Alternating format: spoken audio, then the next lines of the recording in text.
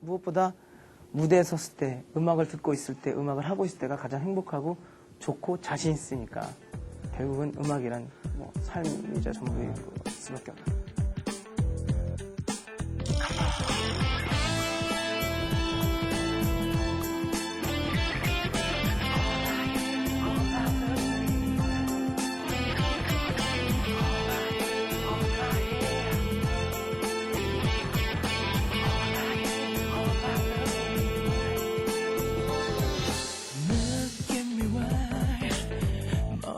가고 있는 느낌이 와 이젠 떠나가줘 내 곁에서 널 사랑했던 눈물도 이젠 없어 그 어느 날 빗속에 가려진 내 눈물 보면 이젠 기억할 수 없을 만큼만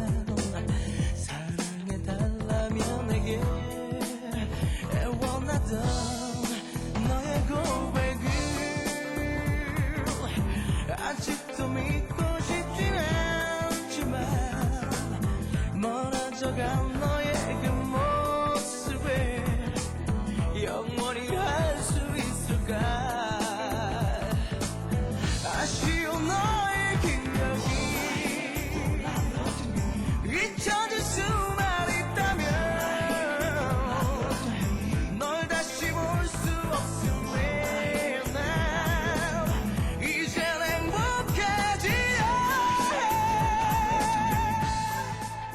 부활에 대한 지금 생각해 보면 앞으로 그런 그룹이 나오기는 힘들 거라는 감히 장담을 해요. 왜냐하면 부활이 지금까지 활동해 오면서 200만 장 정도를 팔았더라고요. 제가 솔로로 800만이 좀 넘게 팔았는데 둘이 합치면 1000만 장이 넘는 그런 판매고를 가진 그룹이 강력한 그룹이 또 되고 그만큼 또 그 많은 레퍼토리를 보유하고 있는 그런 그룹도 없을 거고, 그리고 또 무엇보다 그때 당시에는 어떠한 탄탄한 음악 실력을 가진 정말 정통성 있는 그룹 사운드가 굉장히 많았잖아요. 그리고 그룹 출신들이 굉장히 많은 활동을 했었고, 송골매, 위대한 탄생서부터 많았잖아요. 너무 많죠. 그 시대에 그런 그 그룹의 전성기 때의 모습들이 지금은 다시 나오기는 굉장히 힘들 거라는 거죠. 그룹에 보시다시피 댄스 그룹이 나오고 아니면 인디 밴드나 얼터너티브 그룹들이 나오지만 그 인디 밴드들이 갖고 있는 한계성이 좀 있거든요. 아무래도 좀 전문성에서 조금 아무래도 그때 우리가 했던 시대하고는 좀 많이 틀리고요.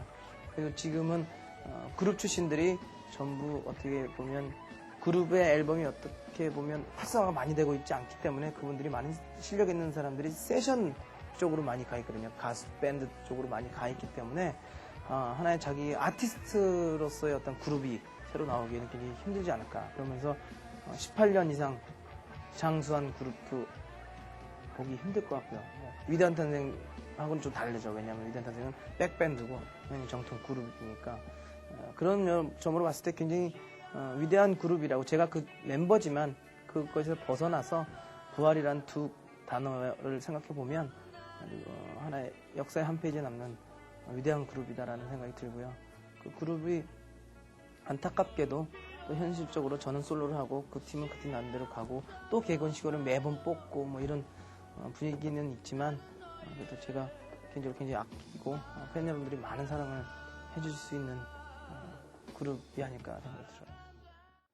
가수라는 것은 무엇보다 그 쟁이죠. 쟁이. 노래를 부르는 쟁이라고 저는 생각이 들어서 좀 약간 벗어난 얘기지만 많은 분들이 요즘에 후배 가수들에 대해서 어떻게 생각하느냐고 얘기하지만 무엇보다 그 사람들이 노래를 잘하고 가창력을 평가하기보다는 그 사람이 과연 쟁이로서 이 딴따라 기질이 있는지, 선천적인 딴따라 기질로서 그걸 기질을 개발을 해서 정말 쟁이의 어떤 길을 가서 그것을 인해서 많은 사람들에게 좋은 노래를 들려주고 좋은 연기를 보여주고 이런 것게 돼야 되지 않겠느냐. 저는 그런 가수라는 생각이 정말 진정한 쟁이여야만 한다라는 생각이 들고요. 저는 얼마 전에도 이제 재즈 아카데미에서 강의를 했어요. 근데 특강을 하는데 그 친구들이 궁금해하는 것 중에 중요한 게 이제 그 자질에 대해서 어떻게 생각하시느냐. 그냥 가수가 되기 위한 자질은 80%, 70%, 80%는 타고나야 된다고 생각이 들어요. 일단 여기 있는 사람들 중에 자신이 자질을 갖고 있지 않다, 끼가 없다라고 판단이 드는 사람은 음악을 그만두라. 남보다 처지기 때문에. 그리고 그 끼가 있다고 생각하면 나머지 30%에 대해서 프로가 되기 위한 노력을 해야 되는데 그 노력은 어떻게 해야 되는 것이냐에 대해서 이제 강의를 한 거예요. 연습 방법, 마인드 컨트롤, 뭐 이런 여러 가지를 생각한 거죠. 라이브 콘서트의 묘미는 정말 그 라이브의 맛이지요. 그러니까 그 말 그대로 살아있는 듯한 그 느낌이고, 제가 요즘 중점적으로 원래부터 제 라이브 철학은 연출에 너무 연연하지 않는 그런 공연을 제일 좋아하고요. 어느 정도의 레퍼토리에 의한 순서라든지 어느 정도의 이제 쇼적인 부분은 또 물론 중요하지만 그거는 하나의 에펙트일 뿐이고, 공연의 본질은 정말 그 뮤지션과 가수가 갖고 있는 것들을 아주 자연스럽게 보여주고 정말 피부에 와닿게 느끼게 해줄 수 있는 그런 공연이 제일 중요하다고 생각이 들거든요.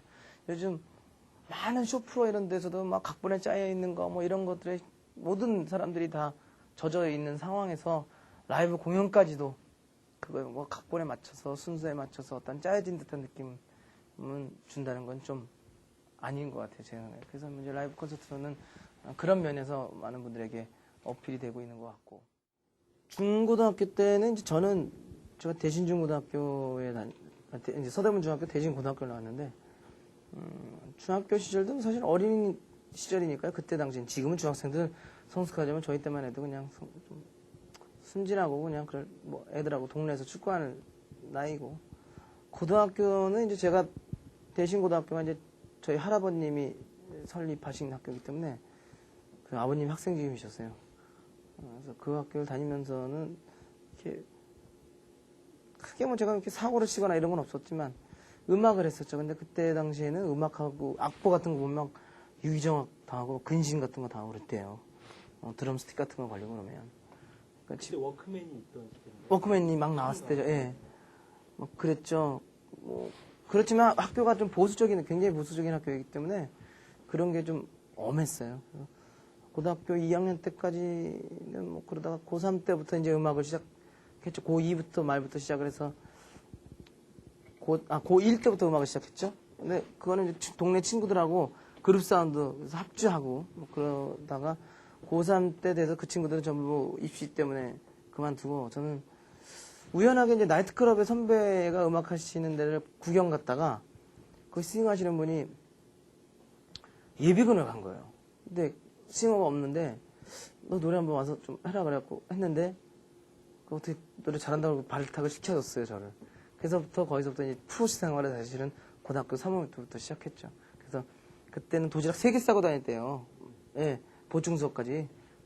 보충 수업 전에 마지막 도시락 까먹고 나가서 옷 갈아입고 동대문에 있는 나이트클럽이었는데 거기서 노래하고 저녁 때 한 12시에 집에 들어가고 고3 때는 그랬죠. 그때 이제 길을 정했어요, 저는. 학보다 이제 나는 음악을 해야 되겠다. 천직인 것 같다. 무엇보다 좀 이렇게 틀에 박혀서 이제 고등학교 나와서 뭐 대학 가서 군대 가서 졸업하고 또 직장 생활하고 뭐 이런 게 좀 싫더라고요, 저는. 뭔가 나만의 일을 좀 하자. 그게 이제 음악이었죠. 그렇게 해서 이제 음악을 시작하게 된 거예요. 밴드들도 이제 그때는 이제 나이트클럽에서 연주하는 게 굉장히 큰 일이었어요, 그게. 지금처럼 이렇게 약간 어떻게 보면 3류 밴드 이런 느낌이 아니고 그때는 1류 밴드들만 나이트클럽에서 썼던 거예요. 그때 당시에 뭐 세븐돌핀스, 후니와 트리퍼스, 김현식과 돌개바라, 다 그룹들이 다 나이트클럽, 호텔 나이트클럽에서 다 일하고, 그거 구경 가고, 오히려 가수들, 연예인들보다 그 그룹 사운드 보컬 형들이 훨씬 더 인기 있고 막 그랬었거든요.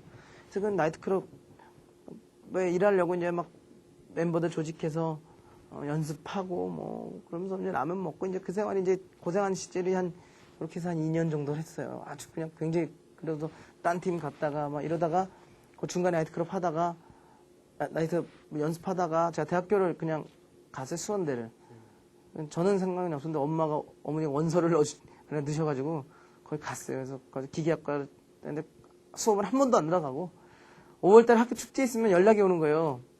그러니까 노래 학교 그룹 사운드가 파이오니아인데 그 그룹 싱어 해서 축제 때 노래 한번 해주면 뭐 학점 주겠다 뭐 나온 걸 해줄게 뭐 이래서 그래 그럼 또 가서 축제 한 일주일 전에 연습해서 축제 때 노래하면 뭐 그때도 근데 아마추어인데도 인기가 되게 좋았어요. 그러니까 뭐냐면 저는 지금 생각해보면 선천적으로 그런 건 있는 것 같아요. 그러니까 어떻게 하면 사람들이 좋아한다라는 그런 단순한 거는 알고 있었던 것 같아요. 그러니까 그때도 아마추어 때도 그런 고등학교 그 대성고등학교 복랑제 같은 데 가서도 뭐 이렇게 인기 많았어요. 예. 그런 식으로 뭐 하다가 우연하게 강변가요제를 나가자. 가수의 등용문이니까. 그래서 이제 그 대학 그룹 멤버들하고 이제 강변가요제 갔죠. 나갔는데 떨어졌어요. 왜 떨어졌냐면 80점 이상은 다 커트라인 통과하는데 85점이 맞았더라고요. 근데 떨어진 게 너무 프로 같은 거예요. 왜냐면 그랬을 거 아니에요. 그때부터 무슨 나이트클럽 다니고 막 일할 때인데 얼마나 음악이 순수하지 않다 이거죠. 음악이 벌써. 그래가지고 떨어졌어요. 그래서 다시 또 못해먹겠다 막 이러고 있는데 부활 오디션이 있어서 부활 오디션을 보고 부활로 들어간 거죠. 그래서 스카우트에서 부활해서 되자마자 6개월 만에 판 내고 바로 빵 뜬 거예요. 좀 럭키한 거죠. 저는 굉장히 운이 좋았던 거죠. 그러니까 제가 만 19살 때 데뷔한 거니까요. 박광현 씨는 정말 혜성같이 등장한 정말 최고의 작곡가죠. 그의 학력이 말해주듯이 머리도 굉장히 좋은 친구고요. 서울대 작곡가를 나왔고 천재적인 끼가 굉장히 많아요. 그래서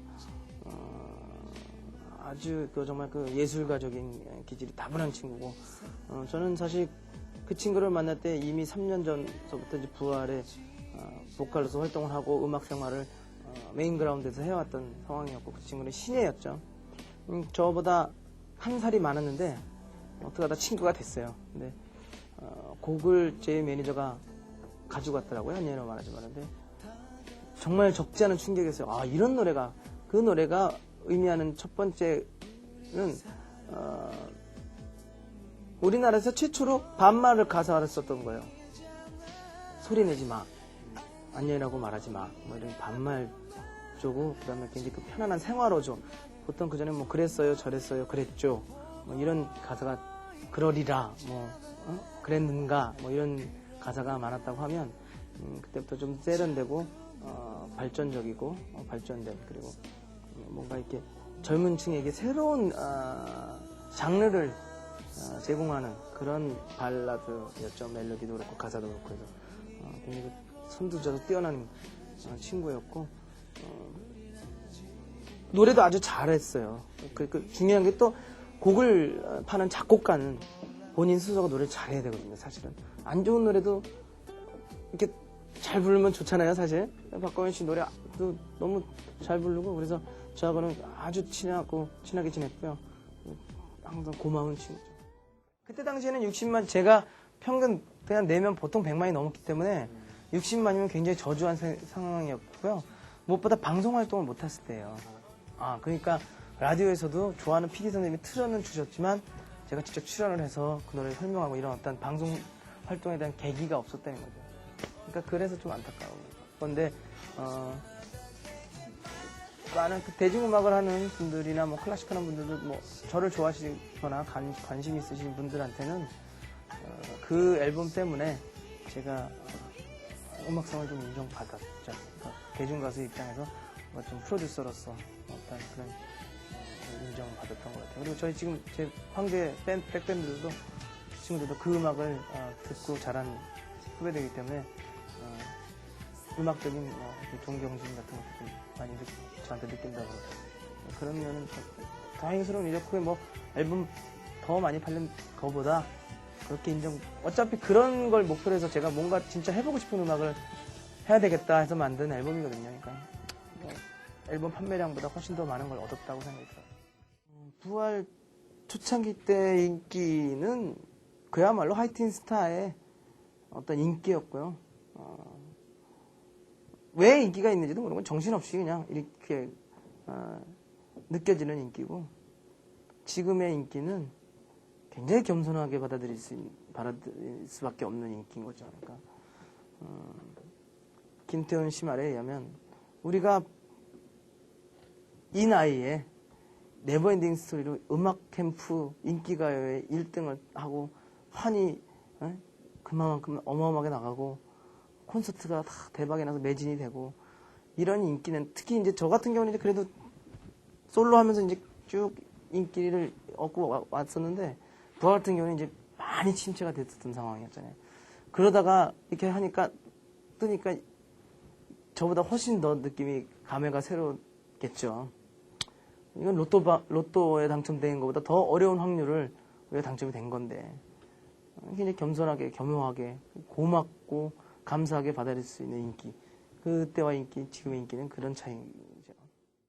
저는 음악은 40 이후부터라고 생각이 들어요. 보통 외국의 유명한 가수들, 아티스트들, 연주인들 보면 전부 40대 이후에 많이 제대로 된 음악이 나오고 그런 것 같아요. 그러니까 저희도 보면, 저도 이제 조금 라이브 할 때 전혀 생각지도 않았던 것들이 이제 좀 떠오르고 느껴지고 그래요. 근데 그때는 그냥 라이브 하면 노래하고 뭐 관중들 꽥꽥 소리 지르고 막 뒤집어지고 뭐 이러면 좀 좋았다고 생각이 드는데, 지금 그런 것보다는 진정하게 내가 노래를 정말 잘 부르고 정말 음악을 즐기고, 그리고 오신 분들이 그걸 정말 느끼실 수 있는, 삼류 가수는 자기는 듣는 사람은 안 가는데 자기만 가는 게 삼류 가수예요. 이류 가수는 자기도 가고 관중도 가고, 일류 가수는 관중은 갔지만 자기는 안 가는 가수. 물론 절제의 의미에서 얘기하는 거지만 결국 그 경지에 다다르려면 40 이후에 최하 어느 정도 진짜 연륜이 묻어 있을 때 그 느낌이 오는 것 같아요. 근데 지금은 거기까지는 못 갔고, 근데 음악을 하는 데 있어서 어떤 그 라이브의 어떤 느낌들이 소화가 되면서 편안하게 몸 안에 흡수가 되는 느낌을 이제 조금 느껴져요. 전문적으로 공연을 기획하시는 분들이나 이런 분들은 이렇게 좋은 평가는 못 내렸죠. 왜냐, 당일날 비가 왔었기 때문에 그 비로 인해서 음향과 조명과 모든 특수 효과가 전혀 사용을 못했거든요. 그리고 거기에 또 밴드 여러분들이 비를 맞으니까 또 텐트까지 위에서 치워놓고 이제 연주를 해야 되는 상황. 그러면 이제 너무 안 좋은 공연이었다라고 얘기하는 사람들도 꽤 많이 봤어요. 근데 저는 그분들한테 단 한마디로 일침을 놨어요. 그건 뭐냐, 저한테 어떻게 생각하냐고. 대단한 공연 아니에요. 그죠? 우리나라에 그렇게 할 수 있는 사람은 가수가 없어요. 그렇잖아요?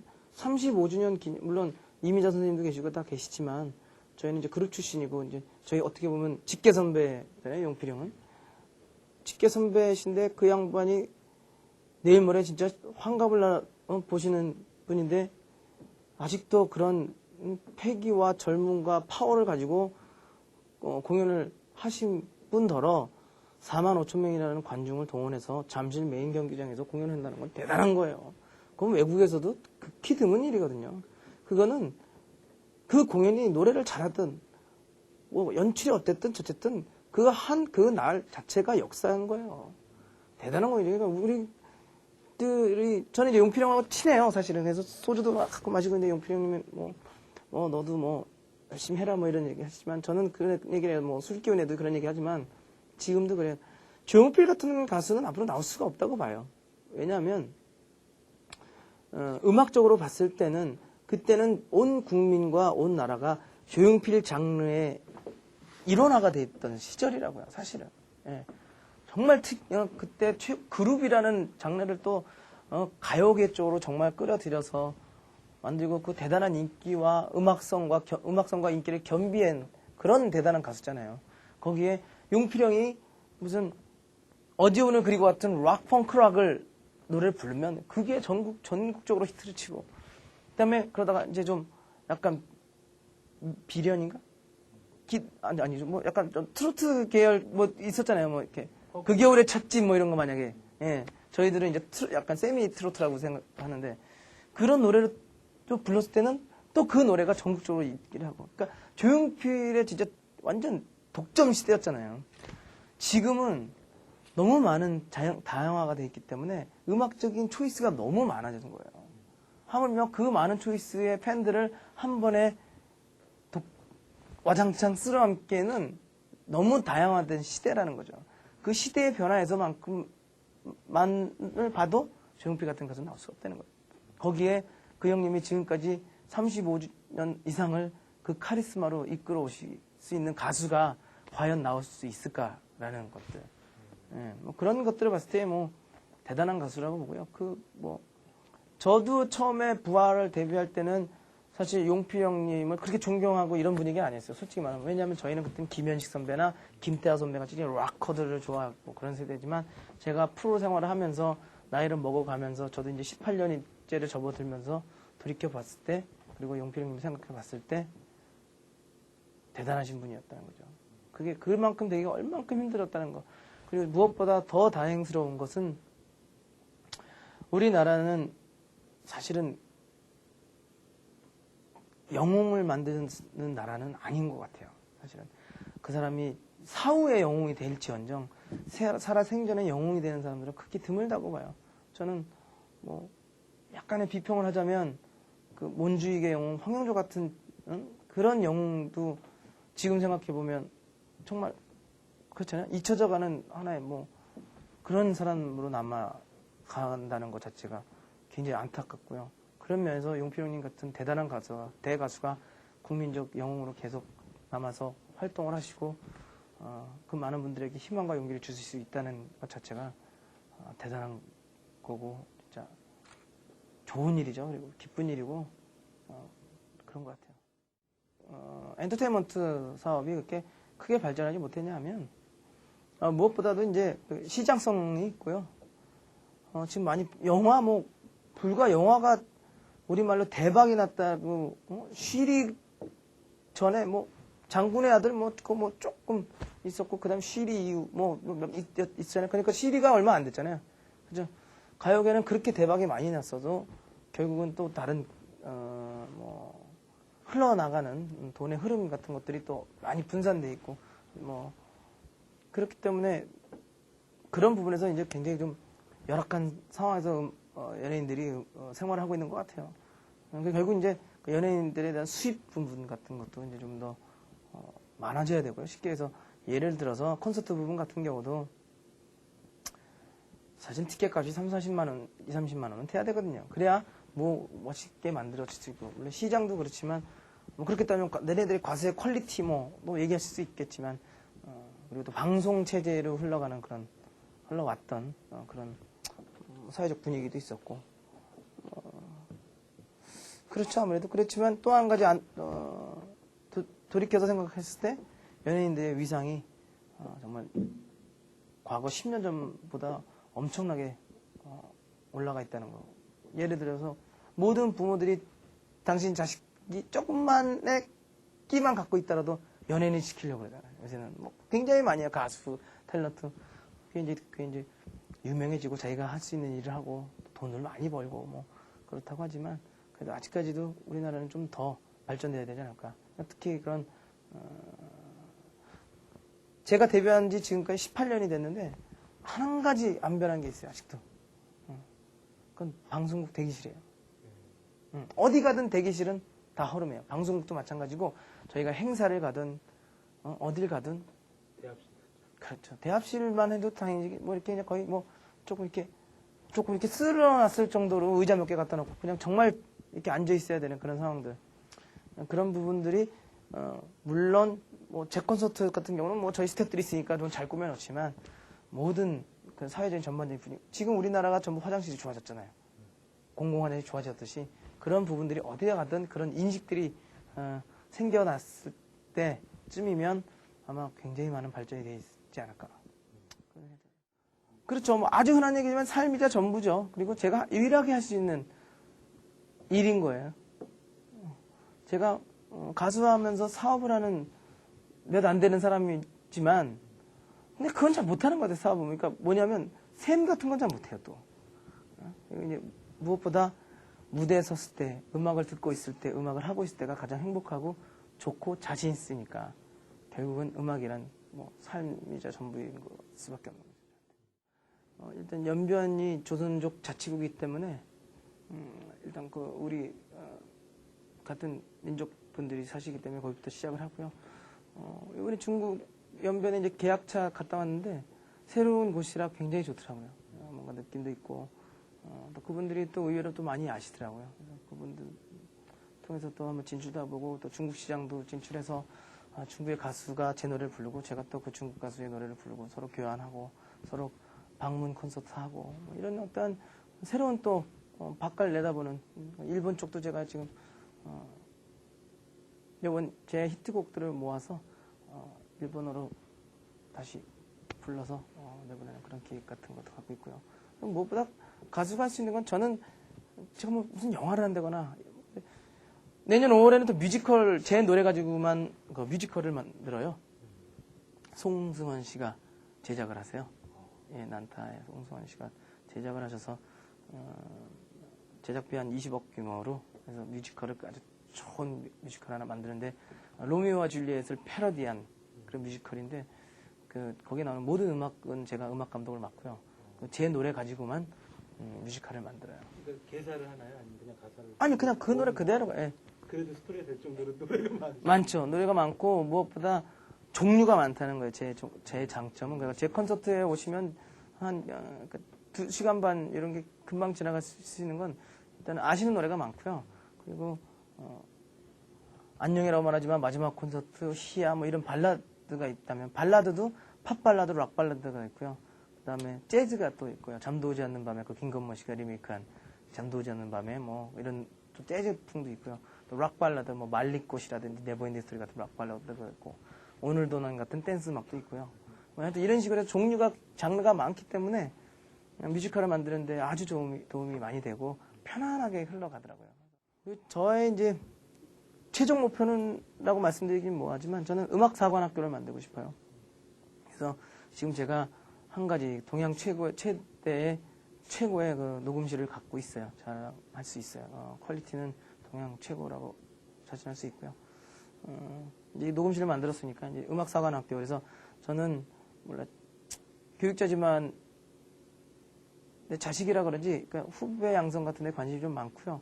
무엇보다 그 대중음악인들, 대중예술인들이 일반인들에게 비춰질 수 있는 어떤 딴따라라는 느낌, 나쁜 쪽으로의 어떤 그런 안 좋은 이미지를 개선할 수 있는, 그래서 정규 대학 과정에서 제1외국어, 제2외국어, 그리고 각종 소양교육, 사실은 우리에게 수학은 필요 없잖아요.